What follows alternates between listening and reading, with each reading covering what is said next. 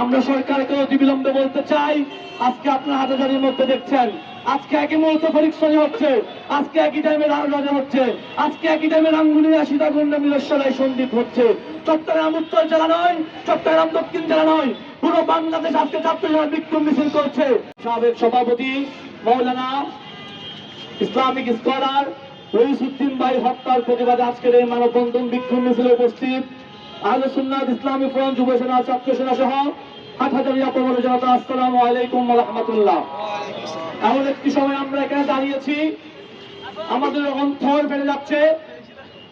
আমি শুধু দুইটা পয়েন্টে কথা বলতে চাই। আপনারা 5 আগস্টের পরে লক্ষ্য করেছেন এই দেশের মধ্যে কারা মাজারে হামলা করেছে, কারা মসজিদ দখলে মেতে উঠেছে, কারা মাদ্রাসা দখলে মেতে উঠেছে। আমি মনে করি রইসুদ্দিন ভাই যে হত্যা, এই হত্যা হচ্ছে সেই গাজীপুরের হায়দ্রাবাদের মসজিদ দখলের সেই কর্মসূচির একটি কর্মসূচি। কথা বলা আপনারা যদি এই ঘটনা লক্ষ্য করেন, যেই অপবাদ তার বিরুদ্ধে দেওয়া হচ্ছে তা হচ্ছে আজ থেকে 2 মাস আগে, আর এই মামলা রুজু হয়েছে, ডায়েরি রুজু হয়েছে রমিজউদ্দিন ভাইয়ের হামলার আরো 3 ঘন্টা পরে। এখন বিষয় হচ্ছে রইসুদ্দিন ভাইয়ের উপরে যে হামলা হয়েছে, রইসুদ্দিন ভাইয়ের উপর যে হত্যার নীল নকশা হয়েছে, এটা হচ্ছে সেই বাহিনীর দ্বারা, যে বাহিনী 26 এপ্রিল আমাদের প্রোগ্রাম বানচাল করার জন্য অনলাইনের মধ্যে গুজব রাত কাটিয়েছে। আপনারা আরেকটি বিষয় লক্ষ্য করুন, গতকাল রাত্রে জানাজার আগে যখন সেই গাজীপুরের হায়দ্রাবাদের থানায় যখন মামলা করার জন্য আহলে সুন্নাত ইসলামী ফ্রন্টের নেতৃবৃন্দরা গিয়েছিল, সেই থানার মধ্যে আহলে সুন্নাত নেতৃবৃন্দকে যারা যুক্ত করে রেখেছিল, যারা জনশক্তি দেখিয়েছিল, যারা নিজের শক্তি প্রদর্শনের জন্য সেটা জমায়েত করেছিল, তারা কারা আপনারা আজকে নিঃসন্দেহে বুঝতে পারছেন।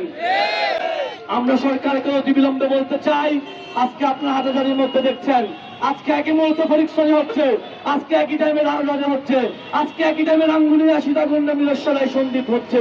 চট্টগ্রাম উত্তর জেলা নয়, চট্টগ্রাম দক্ষিণ জেলা নয়, পুরো বাংলাদেশ আজকে ছাত্র জেলা বিক্ষোভ মিছিল করছে। আপনাদেরকে ডেমো দিচ্ছি, আপনারা ফারুকের হরতাল দেখেছেন, সাইফুল হরতাল আন্দোলন দেখেছেন।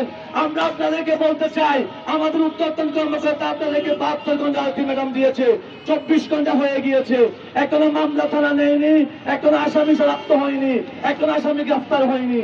যে সময়টুকু বাকি আছে, এই সময়ের মধ্যে যদি আমাদের আসামি গ্রেফতার না হয়, ইনশাআল্লাহ এই চট্টগ্রামের জনপদ কিভাবে হরতালের মাধ্যমে আমরা বন্ধ করতে পারি সেই নকশা আমাদের আছে। আমি আমার বক্তব্য রাখছি না, এই হাটহাজারী আপামর জনসাধারণকে বলতে চাই, আগামীতে যদি ছাত্র সেনার ব্যানারে, সুন্নিয়তের ব্যানারে যে কোনো কর্মসূচি আছে, সেই কর্মসূচিতে আপনাদেরকে উদাত্তভাবে স্বতঃস্ফূর্তভাবে অংশগ্রহণ করার উদাত্ত আহ্বান জানিয়ে আমার বক্তব্য শেষ করছি। আসসালামু আলাইকুম ওয়া রাহমাতুল্লাহ।